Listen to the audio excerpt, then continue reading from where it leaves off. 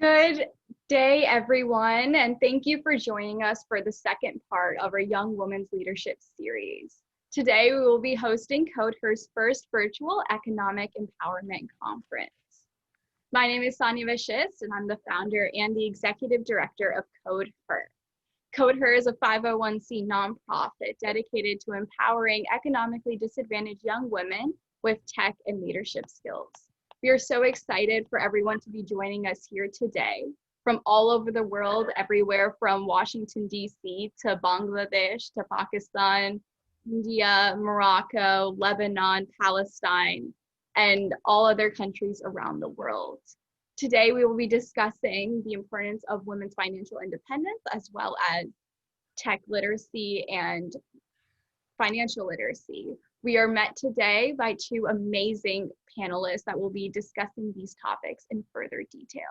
I founded codeHER when I was 13 years old with a vision of empowering young women, making sure that they could not only complete their university education, but as well as enter the workforce and be leaders in their communities, entrepreneurs across all sectors. One thing we do ask before we get started with our conversations today is that everyone turn off their camera as well as mute themselves. That way, everyone's bandwidth on their own personal devices will be able to take control of everything that we will be talking today. Going over a little bit of the agenda that we have is after I complete the opening remarks, I will be introducing our wonderful panelists. Then we will be entering and segueing into our conversation with a couple of leading questions about women's financial literacy and financial independence. We'll have time for a Q&A towards the end of the conversation.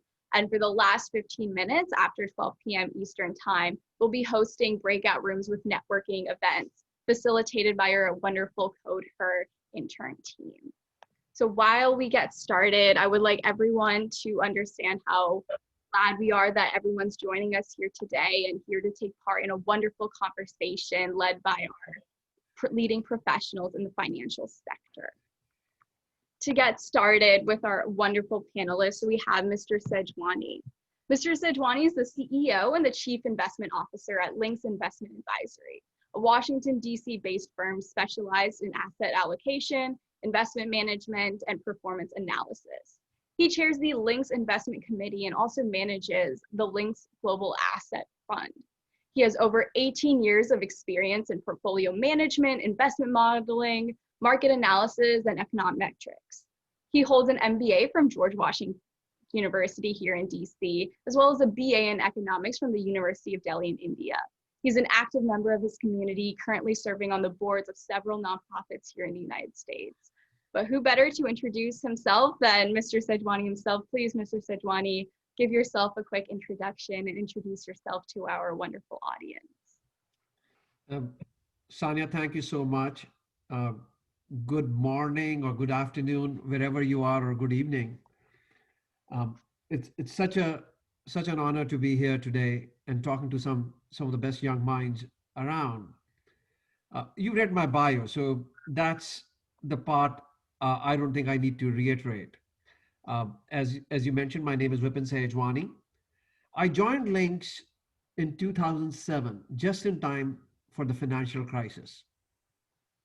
Some of you may remember this. I think most of you would have been very young, but there was a great financial crisis in 2008. So that's my introduction to Lynx Investment Advisory. Prior to Lynx, I used to run a hedge fund, and I had knocked on the doors of Lynx for money. So, knocking on the doors is something that comes naturally to me. So I had knocked on the doors of Lynx for money, and Lynx did not give me money as much as they gave me a role. And in this case, it turned out to be a great decision.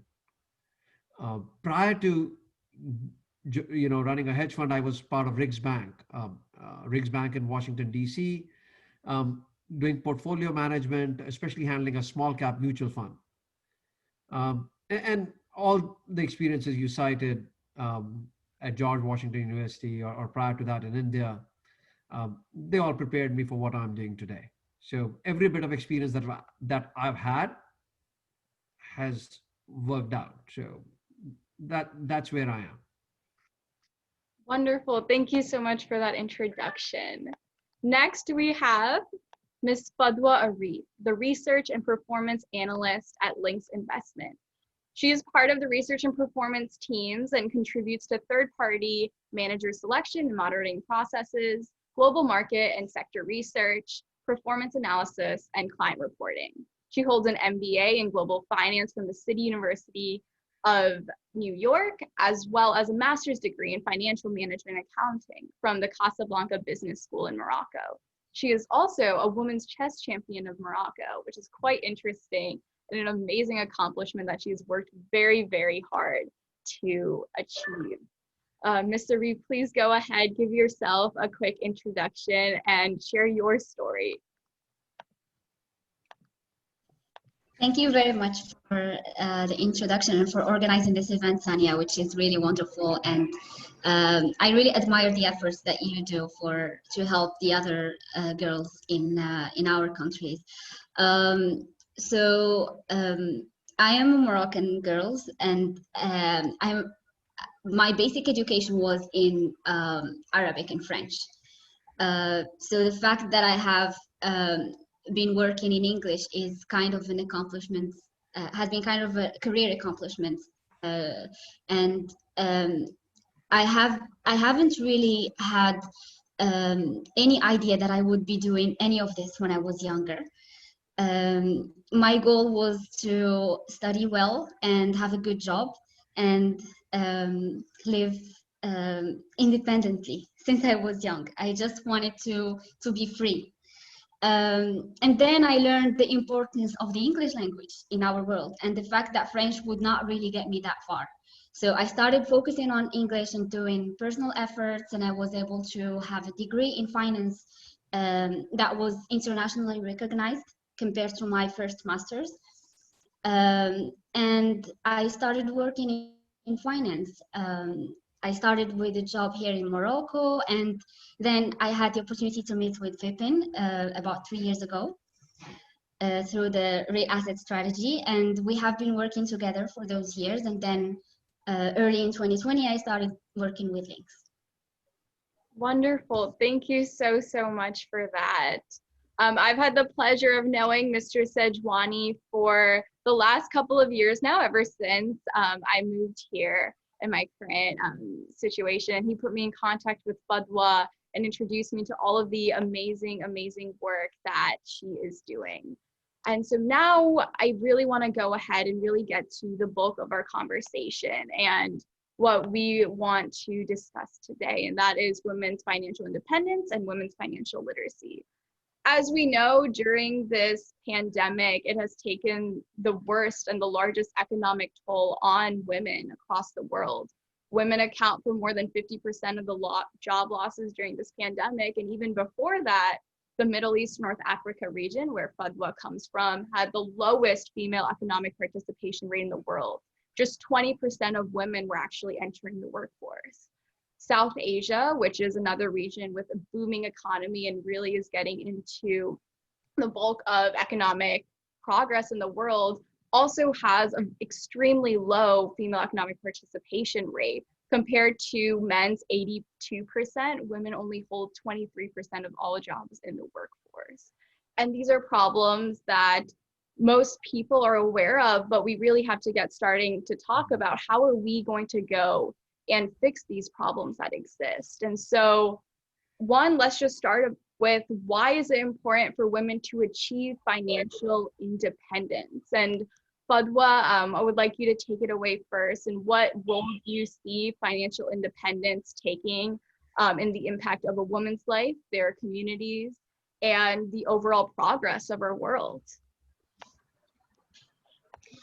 I think the main important thing that we gain from having a financial independence is confidence, because when we are able to have our own income and we are feeling useful in our jobs, feeling productive, that gives a lot of confidence to women, and especially in male-dominated societies, because we feel like male are always the ones who have the ability to accomplish more important things, while women maybe they are dependent on other people who and they only need protection. And when a woman is able to have her own job and her own income, she starts feeling more capable and more able to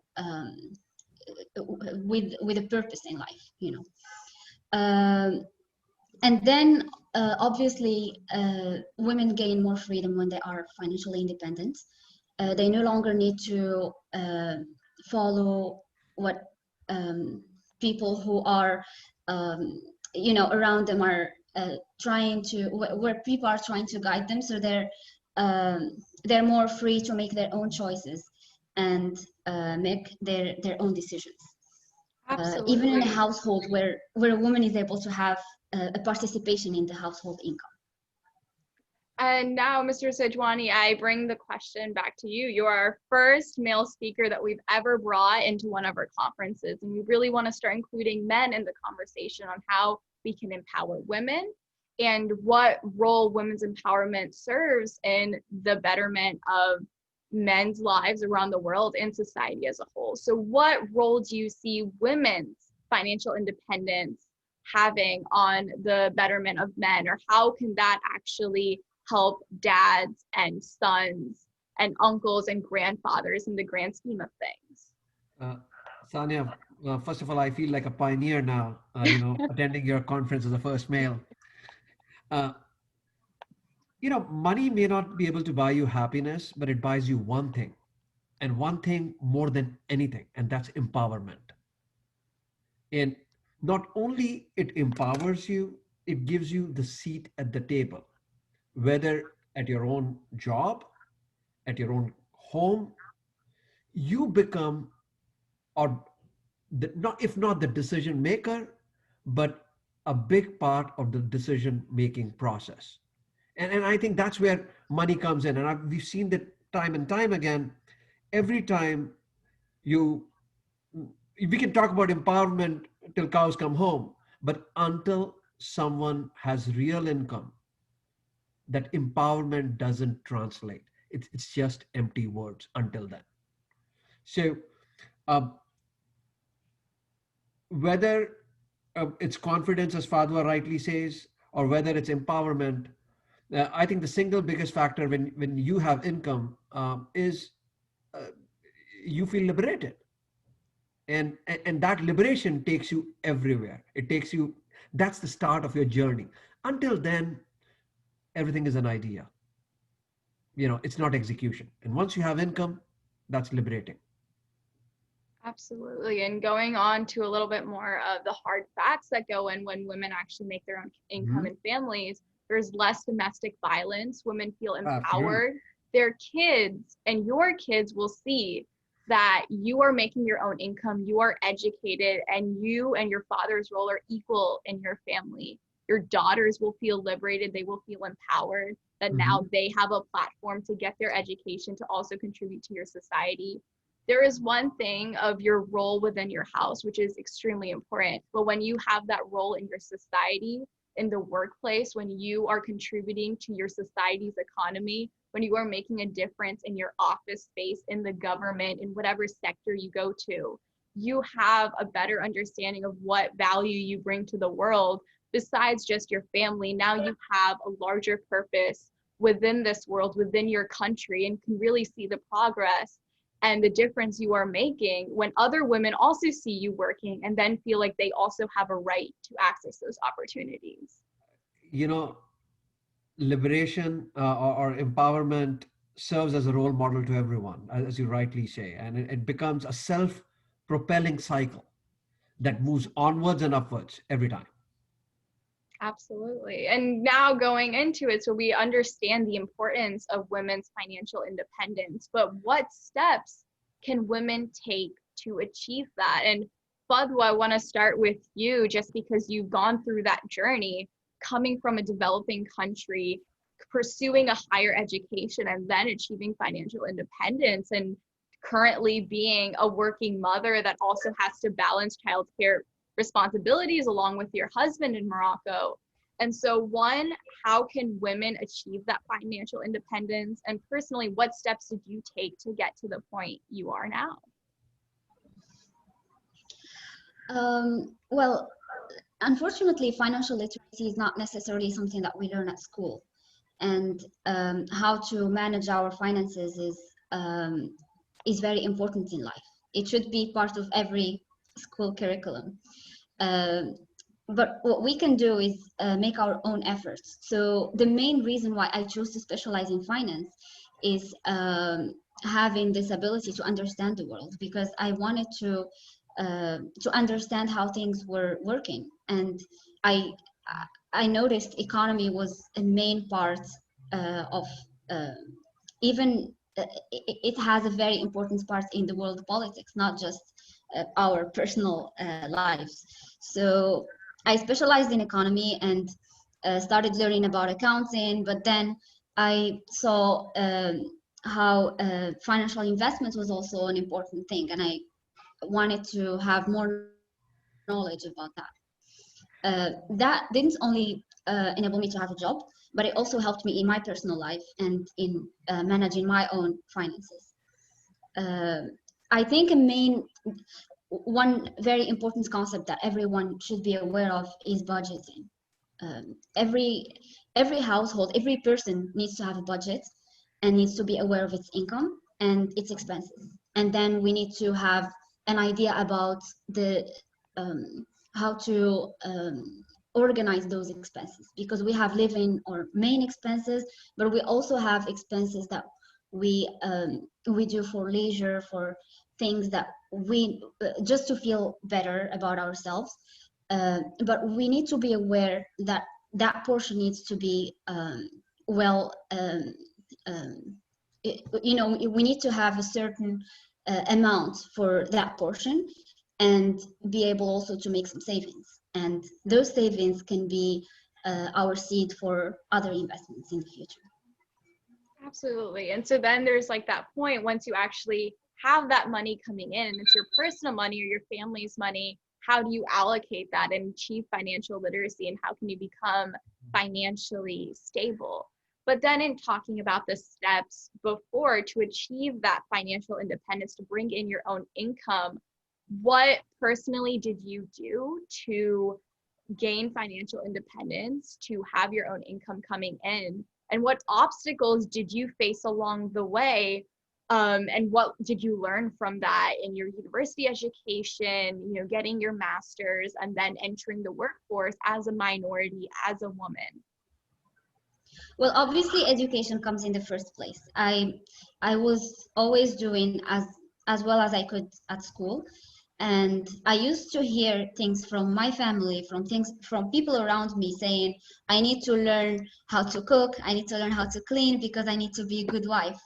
And I was always thinking, I don't necessarily want to be a good wife. I want to be a good person who is well educated, who knows things about life. If I don't know how to cook, this is not the end of the world. I can buy my own food if I have a job. Or I can have a person help me with the cleaning if I have a job, because actually having an income is the most important thing. I don't want to rely on a husband. And I always had this idea, since I still remember that conversation with my cousin where she was bragging about her being able to clean the clothes. We were still 9, I think, or something like this. And I said, I am not necessarily going to focus on that. Even though I don't know how to do it, it doesn't mean that I am not good. I am doing well at school, and if I have a good income, I will be able to buy a machine that helps me clean the clothes, because I have my own income. I don't need someone to buy that machine for me. So having good grades, being able to have my diploma was the first step towards gaining my financial independence. And then knowing how to access the job world is also a very important step. And that's also something that we don't learn at school, at least in our Moroccan school. This is something that I was learning when I was having my master's in the US.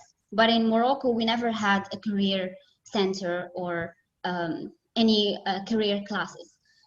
it's very important when you are close to having your diploma to have a resume, to have a LinkedIn profile, to be able to start preparing just in your mind how you will be managing your job interview and knowing how to present yourself, just basic things that will enable you to gain the more confidence to access the job world. Absolutely. And now, Mr. Sahijawani, I ask the question to you, especially in developing countries in South Asia, Middle East, North Africa, it's often difficult for girls to start that conversation with their parents of, I just don't want to be a mom. I want to actually have a job. I want to work. I want to have a career of my own.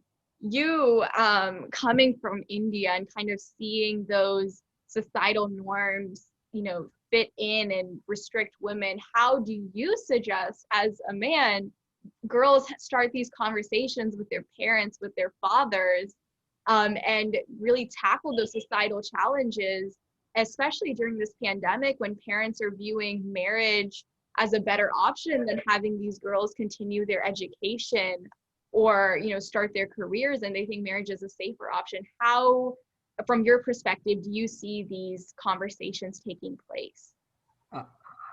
Fatwa, Saniya, thank you for the question. Fatwa, yours was a very inspirational answer.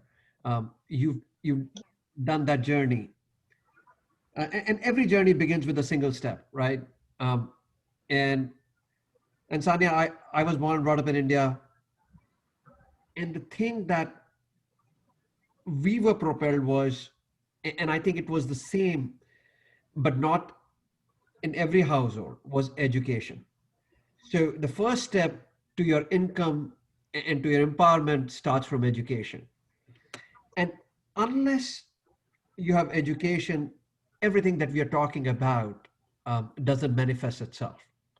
So now, how can the girls have these conversations? It's a very tough thing for a girl to do that. But having a dream and having the conversation about the dream generally is a great start. I see very encouraging trends everywhere, whether it's laws by the government that encourage female education, um, and and societal norms that are continuously changing. In fact, I'm shocked to hear that during this period of COVID, people are thinking marriage might be a better option. I think work from home is a better option, because remember, what do households want? A woman especially, flexible time, a flexible schedule that can help them build a home as well as help them generate income. There is no better time than today. In fact, I was thinking, every time, what did women lack? They lacked networking. They lacked, going out to these long happy hours that men do at, but none of that is happening today. We can join the same conversations as men do with technology, with sitting at home. I think this is one of the best times to be thinking about income. And technology is a great equalizer. Men have no leg up today than they did before. And so I'm kind of shocked to hear that people are thinking about marriages being a safer option or a better option. I think working from home is a great option. That extra income goes a long way. Absolutely. And it's just not a thing that, many governments are realizing this today. And they're not helping women by saying, let's educate women. They're realizing we need productive labor force, because they have to meet those retirement expenses, those old age expenses. People are living longer. Governments are having to pay for this old age. And one of the very simple solution is to have more women in the workplace. That can pay for that social security, that Medicare, or that old age expenses that the government governments in Europe, Asia, and United States are challenged with. And I was speaking to a demographic expert, and he mentioned something very relevant. He said, we should get more women to work. And my question was, women who want to work are already working. So where is this? How does this help? I can talk about it. And he's like, you know, this is not just um, to solve the woman problem or woman empowerment issue. This is to solve the national GDP issue, the deficit issue. That if work cannot go to, if women can't go to work, work should go to women. And I thought it was such a great idea. I'm like, why did we not think of this? And this is about a year or two ago. And now during this COVID, I feel this is the right time to hire the best people around us. And without, thinking of their race, gender, or anything. Absolutely. And, a lot of what we're doing right now at codeHER is making sure that girls have these skills remotely they can use to have a leg up in their academic and career journeys. And what we're really touching on are tech and leadership skills, particularly social media proficiency, Excel, software management, basic coding, email writing, resume building, LinkedIn creation. Mm-hmm. And so you, and then Fadoau asked this question to you, what skills do you think that these young women and young men can develop during this pandemic to have a leg up in their careers with just internet access and access to a laptop or a phone? What skills do you suggest that young women develop to put themselves at the best foot forward to get career opportunities and to complete their academic journeys?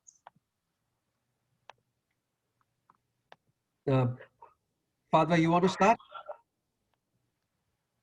Sure. Well, I think that what you're doing is very important, and having IT skills is something that can be very, very useful at work. Excel is part of every job that I have known, would it be in finance or in IT or in any other specialty. Everyone around me who has been a colleague before, or everyone needs to have Excel skills. Then having language skills is something also important, because you are communicating in your everyday life with other colleagues, and you need to have the ability to write emails in a structured way, to develop your language skills depending on your objective, because we don't only have English, that depends on where the person wants to pursue her career. So apart from that, having the ability to attend conferences online, because now with COVID, we have a lot of online events, and that's making life easier for a lot of people, because you can attend conferences and learn about new things just from your home without having to go somewhere. So I think those are the basic. Wonderful. And now, Mr. Sahijawani, what skills do you suggest that these girls learn during this time when many things are remotely working? I'm a big fan of reading, and it's not what you read, a topic that you may interest you. I think people with, and this is my personal bias, so let me say that upfront, a knowledge that is 2-inch deep but 2-mile wide is generally better than knowledge that's 2-mile deep and 2-inch wide. Having a broad base of knowledge, seeing how various things interact with each other, makes you a better analyst. And I can't stress as much about reading. And the other thing is, we all are reading so much, but the writing skills need to improve.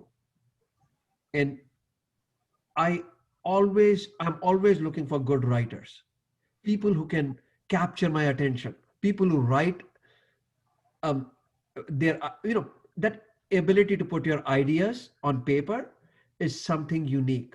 I can teach anybody how to read a balance sheet. It'll take me a few days to teach someone how to read a balance sheet, but I won't be able to teach writing to anyone. So if you are a good reader, if you are a great writer, um, the world is so much easier for you. Uh, Good content is in short supply. Despite what you see around, it's writing skills that matter to me the most. Absolutely. No, that's a good point. It's the soft and the hard skills. Learning how to read and write well for sure is very applicable to all fields and whatever industry these girls, choose to go into. And now when we're talking about entering the industry and being a woman in male-dominated fields, whether it be finance, tech, politics, Fadoau, I would ask this question to you. What obstacles did you face in getting there? And how do you suggest these girls combat these obstacles entering male-dominated professional fields? Well, the first thing would be going out of your comfort zone. We are educated in a way, at least here in Morocco, we are educated in a way where we need to be close to our parents and being protected by our family. I was never able to travel by my own when I was younger, because in our culture, girls need to be protected. My younger brother was able to travel with his friends, but I never did. That was just something that I wasn't allowed to do. I have been able still to go to chess competitions, and that's something that helped me really overcome that obstacle. And it was really hard the first trips I had on my own. I didn't play well at the tournaments because I wasn't feeling secure. I was feeling out there in the world all by my own, without my dad who used to be with me or anyone that I know, just with strangers. And that was really tough. Girls have always been protected, and they see the world as a dangerous place we need to be protected from. And then when we are out there, we maybe sometimes we can get destabilized. I was able to work on that, and I got stronger out of it. I always remember my first international trip. So after I gained the Arabic championship that was organized here in Morocco, so I was surrounded by my family. The next year I had to represent Morocco abroad, and I was only 15. And I went with two strangers. Nobody that I knew was there. I didn't know how to speak English. I was just in the second year of high school, so I knew the basics. But we were going to an Arabic country, but it was in Dubai, and the main language there was English. People in the hotel, everyone around me was talking in English and in the different Arabic dialects that I couldn't really speak necessarily.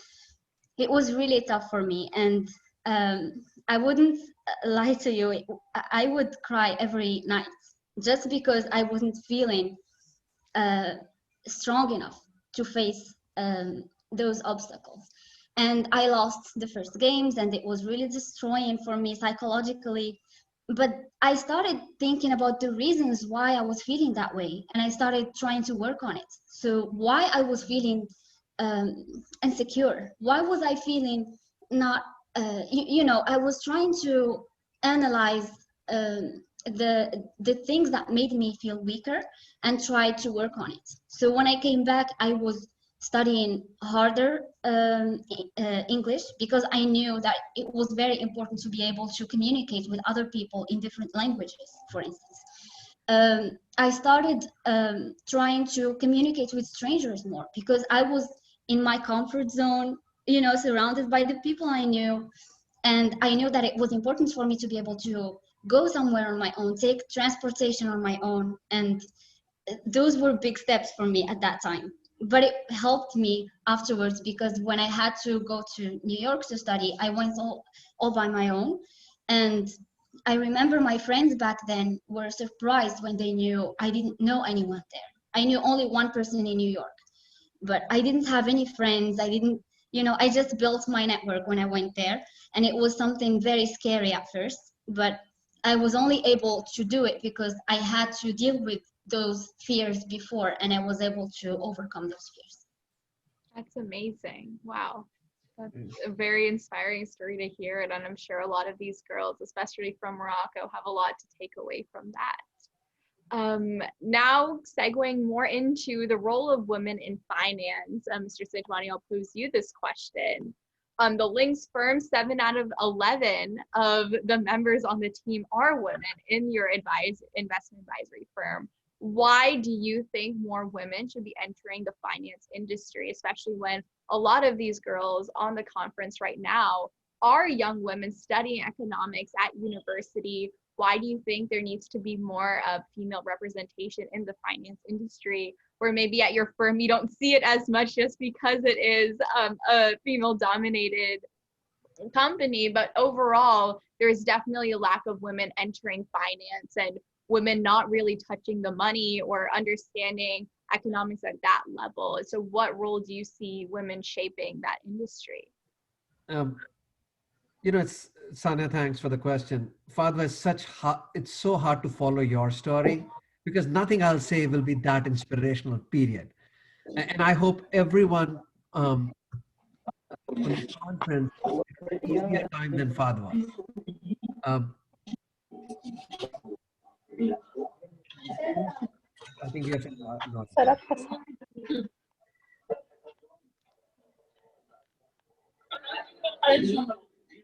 Oh, something. Let me see what's happening. I would ask all participants to please mute their screens. Thank you. Yeah, so Fadwa, I won't be able to follow your story. You're such an inspiration.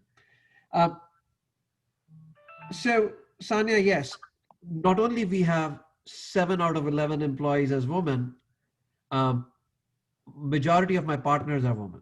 So they have partnership role at the senior level. So our firm is, I would say, run by women mostly. I'm mostly a figurehead at times. The reason we don't lose clients is because of that. We hardly lose any clients. And we figured out because we don't lose employees. And the reason we don't lose employees is because we formed this very tight group of people who not only understand finance, but they have taken their role to the next level. And the level was, we are not, instead of providing investment solutions to investment issues that families or endowments may have, we are trying to provide them with life solutions. And it may sound cheesy in the sense, but making people achieve their life goals ultimately becomes the job of their advisor. And every life goal involves an element of finance and expense and planning. And the more we talk about life goals, from client end, we see more female participation, where how do we educate kids? How much expenses that would take, a wedding, giving, estate planning, intergenerational wealth transfers. All those issues, when we bring a woman to that conversation, we can relate so much better. So it's not that we are doing a service to women by having more women in our office. No, I think I'm getting better results by having more women in that office, by having more women sit at that table with our clients and figure out what their life goals are and relate to them in a way that only they can sometimes. And that's why we have, as I mentioned, we don't lose clients because we bring so much empathy and at the same time financial solutions or investment solutions to their life goals. And I think that's where our firms like us have a leg up than anybody else. Absolutely. And Fadwa, speaking from the female experience in the finance industry at Lynx, as well as your previous experiences in different financial companies and firms, why do you think more women should be entering the field? The norm is not one that Lynx represents. Most of these financial firms and in Wall Street still heavily male dominated from the United States, Europe, Middle East, South Asia. Men are usually the ones touching the money at that high level. So why should more women enter the field, and how do they tackle those obstacles that they face upon entering?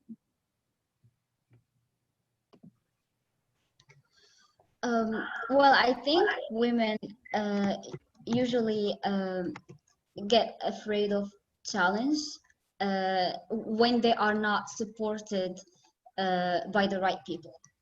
And that may be something that draws them back from fields that are male dominated.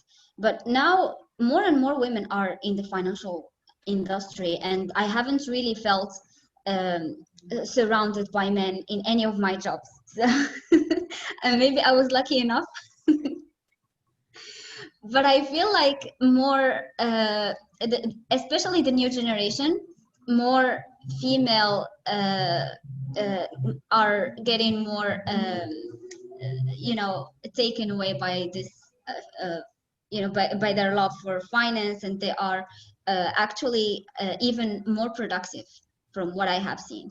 I have worked with another company prior to Lynx, and within our team, our manager used always to find more problems with our male colleagues.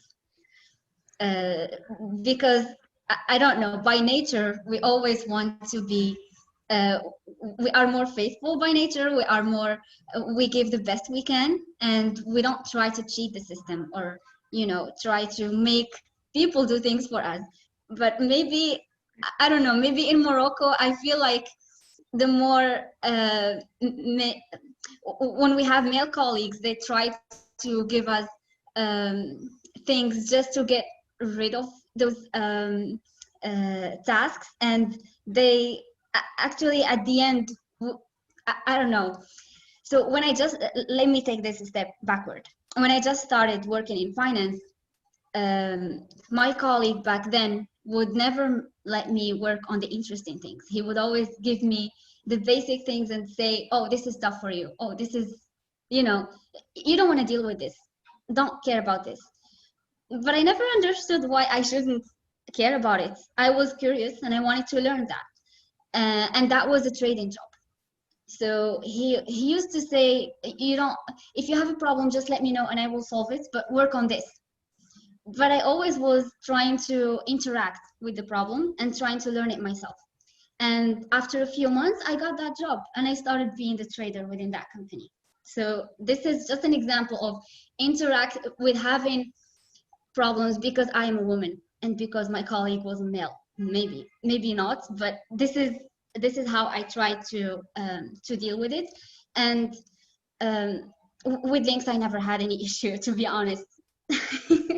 I am just feeling part of a family. I'm always challenged every day, and that's really something that everyone should have in their job, because the more you are challenged, the more you grow within that company, and the more you give, because you always try to learn new things and to be more productive. Absolutely. And what you touched about advocating for yourself and pushing those around you to take you seriously is such an important skill that I think women tend to not see themselves being worthy of that, but they are, whether it be negotiating for a salary raise and telling your boss that you feel like you deserve more, or pushing for that higher role, or pushing for that, applying for that C-suite position, whatever it may be. It's definitely important for women to advocate for themselves and then get others to advocate for them as well, and to build a network of people that are pushing and supporting them to really accomplish the most that they can within their professional and their family lives, for sure. Vipin, do you have anything to touch on that before we move on to our next question? No, I'll just say something for Fadoau. I would say, you know, when I first met her 3 years ago, 6 months into knowing her, I'm like, how do I hire her? You know, how can I lure her?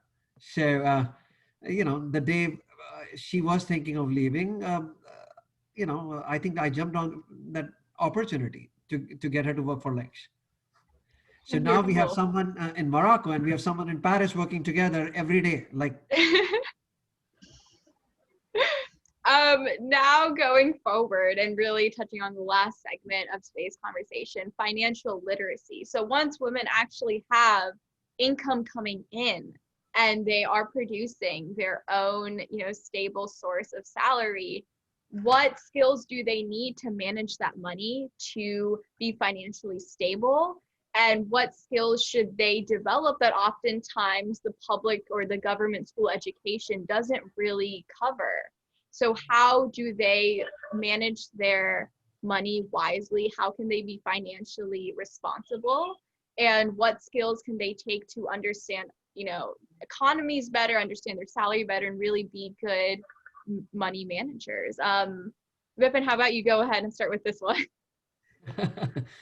you know, it's a, once you have money, how you manage it and help it grow generally requires a lot more knowledge than earning money to begin with. And most people don't realize it. There are easier ways hiring someone to do that job, somebody like us. But the issue with hiring someone is when you have a little bit of money, most advisors who approach you are no better than a used car salesman. So they are out for your money. They're out to grab your money. So it's a very underserved market if you are moderate to high income to find a good advisor. I think I don't know anyone who does a good job at that, at that level. So in that case, it leaves men and women both to do their own research, figure out their own solutions. And a lot of times I get asked this question, hey, would you help me manage the money? And obviously we try and help people manage their money. And if you know me, I will help you on the side, may not be at Lynx, because at Lynx, the reason it only works when you can hire professional help is when you have a lot of it. Because at that stage, it's worth my time to help you. But there is an easier way. And the way, and I started with this, I mentioned reading, but at the same time, I'll mention a couple of publications that you should go and read and subscribe to every day. And Wall Street Journal is one of them. I know we in US can get a physical copy, but people worldwide can get a digital one. It's slightly more expensive than your regular publication. But remember, your regular publications are subsidized publications. They are subsidized by advertisers. They are subsidized by the big industrialists. So you're reading the news that they want you to read. So to read an unbiased financial literacy journal, you probably will have to spend some money, a little bit of money, but read Wall Street Journal, Financial Times, one of those two publications in our world, which provide you with basic financial knowledge. Always look for a low cost investment option. And that's the first thing. The cost of the investment option has to be low. If you are trying to simply put that money to certain use, remember what use you have and how much time it will take you, and then use low cost index based options if you have them in your country. And if you don't, I'm so sorry, you're not in much luck, but then find help who can help you. Reading is the number one thing.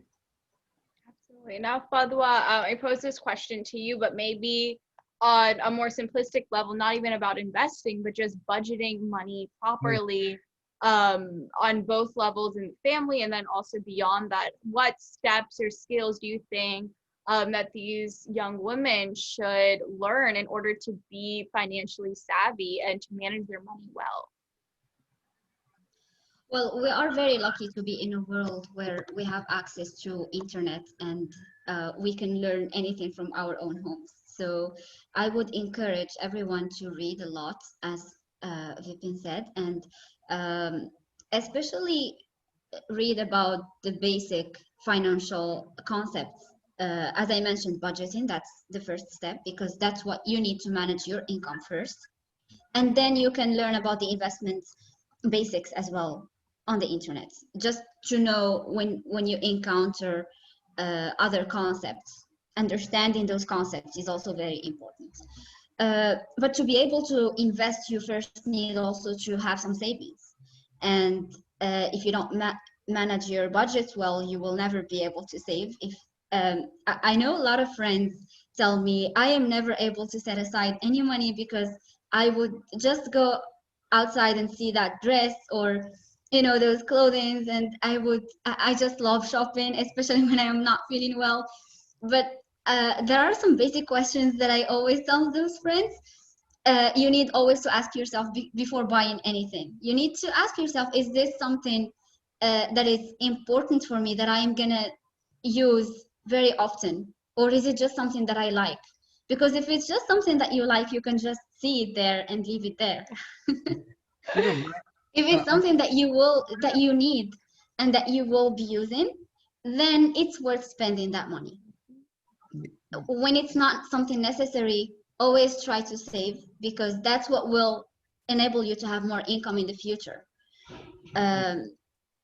I would also say knowing where you are spending your money, knowing the portion of your salary that you are spending on the necessary expenses or the living expenses, and the other portion that you are leaving for travel or activities, or even buying other things, or maybe helping family or buying gifts, anything. You just need to be aware of the portion that you spend on each section and be able to set aside a certain amount that you will be able to eventually invest.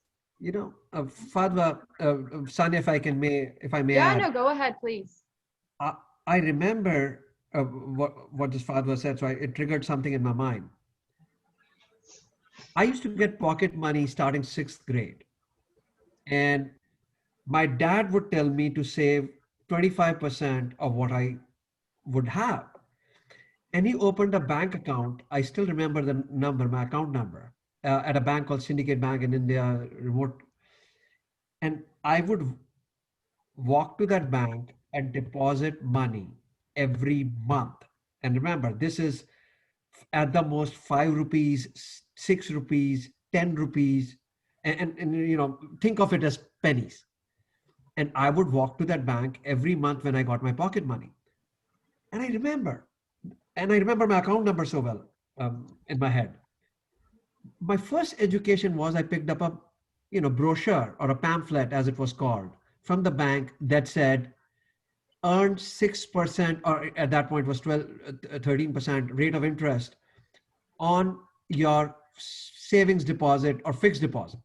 So I took my 1,000 rupees that I had collected, and I took that fixed deposit scheme, as it was called. Scheme is a bad word in the United States, but it was called fixed deposit scheme, FDS.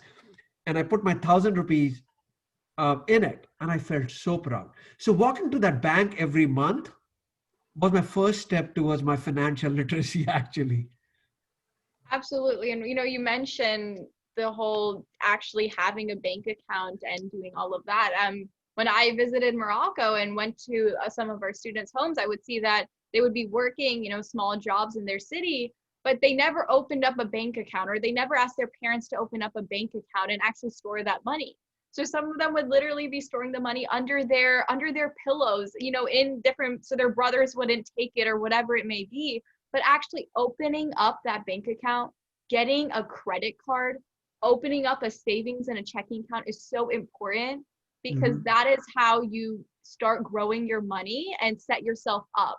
When you are in your late 20s or 30s and open up the bank account, it's too late at that point. The earlier you can do it, as soon as you get your first job or you have income coming in, open up a bank account, get a credit card, and start, you know, building your credit score and whatever that may look like in your individual countries. But really make sure that you're saving that money. It's not just cash that you have lying around that house, but it's tangible, it's stored somewhere, and you can see it grow. Yeah.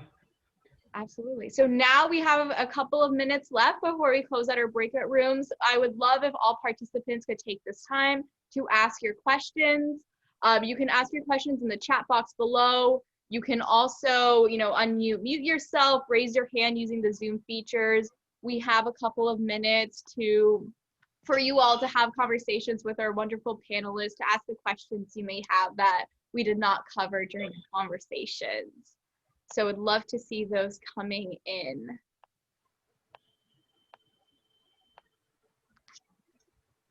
Wonderful.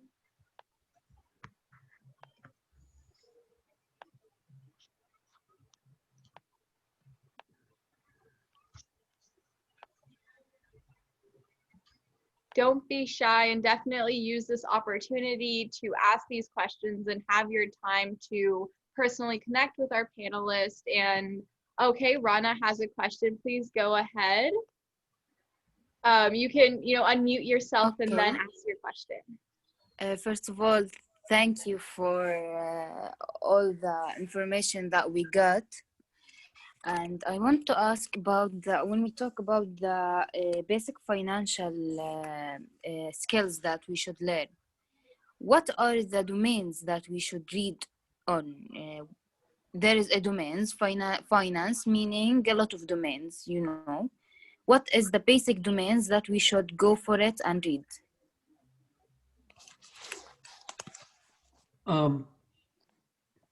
You know, I'm assuming domain means some internet website, and I would suggest. Sorry, Saniya. I think she actually, by domains, like different fields of finance. I'm pretty sure that at least that's what I understood, but Rana, you could clarify as well. Yes, I mean what Saniya said. Oh, which fields of finance? Okay. Or specific topics, you know, that they should read on to be more financially literate and savvy. You know, I would say read a financial newspaper so that your knowledge is wider than any one topic. The topic, obviously, you should understand is economics to begin with. And then within economics, you can understand what do the various countries do, and then, you know, what are various companies doing, what are some new technologies coming, what are some new trends, and that itself will trigger some curiosity in your mind, and you'll be on your way. So I would say read broad-based, and a newspaper is a good place to start. Wonderful. And then next up, we have Ambra's question. Ambra, you can go ahead and ask yours, unmute yourself, and take the floor. Thank you, Saniya, and hello, everyone, and thank you for your great insights. I'm very honored to be here with you, with all of you. Well, I think that considering your background, data, it seems to be a key organizational driver in this conversation. It seems that if you can measure things, you can have more appropriate results. So I'm thinking and this is like to Fadoau and Mr. Sahijawani, what are the key indicators for the importance to better understand women's needs and elevate their skills nowadays? Ambra, I think you somewhat cut off in the middle of your question. Would you mind repeating it? Sure. Can you hear me properly now? Yes, now I can hear you well. Yeah, I was saying that basically in this field, key organizational driver is represented by data. It means that if you can measure things and data appropriately, you can actually obtain better results. So I'm thinking, what are the key indicators for you to reinforce the importance to better understand this conversation, to better address the problem of women nowadays that are in some region of the world are struggling to get recognized, and so this is my question. Mm-hmm. Okay, so let me start, and you very well point out the key organization driver is data, especially in finance. It's very easy to measure somebody's contribution, and that's why there is less gender pay gap in finance, because you can understand somebody's contribution. What you can do further in the field of finance, and I say that to everyone, data driver is good, your contributions are measured better, but you are at a much higher level in terms of organizations importance if you are closer to the cash register. Let me explain that.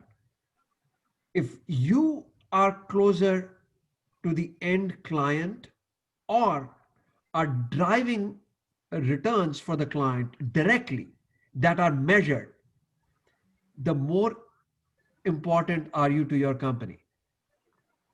So the closer you are to the ringing the cash register, the more importance you have in being more important to your company. And those conversations, when it comes to salary raise, partnership, those become much easier if I know that my clients depend on you. So yes, data is a key driver and uh, in measuring it, but the closer you are to the cash register, the better it is. Going off of Amra's question, I think what else she was asking, when looking at women's empowerment, what subsets of data should governments, corporations, and NGOs be looking at? I think to me, the gender pay gap is the biggest thing. And it's as important as, they're entering into the workforce, but then not being treated well is even worse. So, and gender pay gap exists everywhere in every field.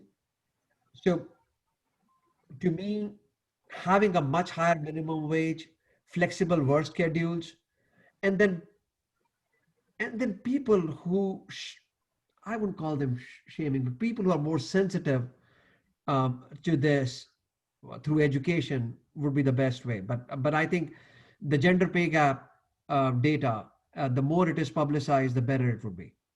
Absolutely. And one last question that I would pose to both of I'm you. sorry, Oh yes, Ambra, go ahead. Yeah, I just wanted to add also another indicator, which is the percentage of active women within the country. For instance, in Morocco, we have a very low percentage. It's only 22% of the active population, which is female. I think governments should take that into account, because female can add a lot of contribution to the country's GDP, and not only to their personal income. It's also in terms of the economy. So that's maybe also another indicator to look into. Absolutely, absolutely. Middle East, North Africa region, and South Asia have the lowest women's economic participation rate in the world, and that's the region you both are representing here today. So I thought that would be fitting for our conversations for sure. One last question. You both mentioned reading and the importance of good reading and writing skills. Any book recommendations that you all may have? Financial literacy, professional development, or anything that kind of comes out to you, a book that has, impacted your professional and academic careers? I would say one of the best books to read and achieve financial independence is Millionaire Next Door. One of the Millionaire Next Door. And It was about the habits of the rich.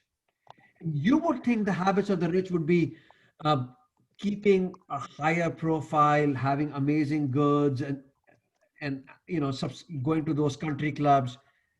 It was not even close. The millionaire next door was about the guy living next door, and this is all supported by data. And what are their habits?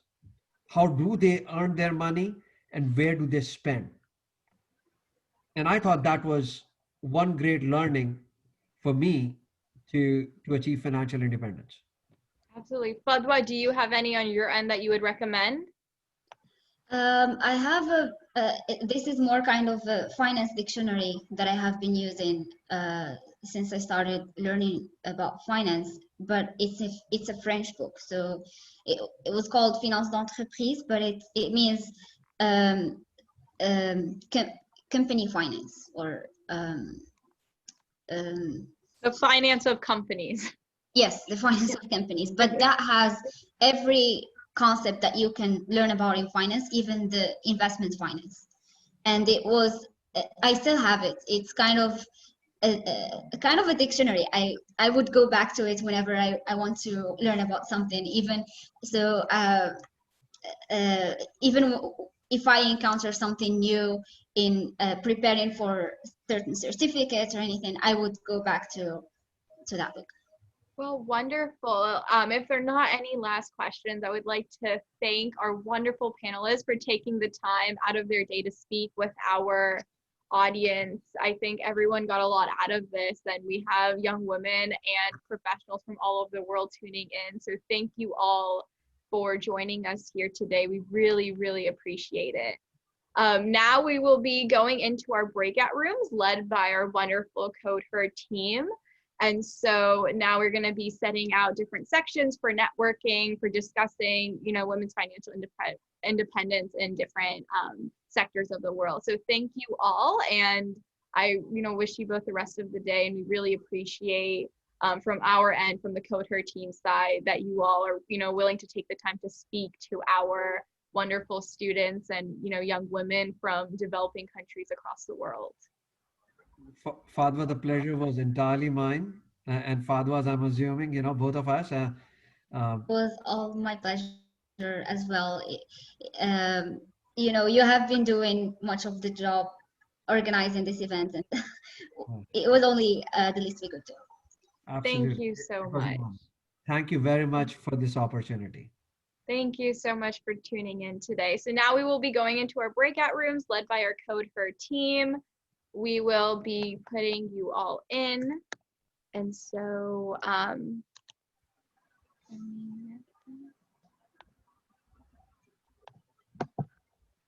you all should be getting an invitation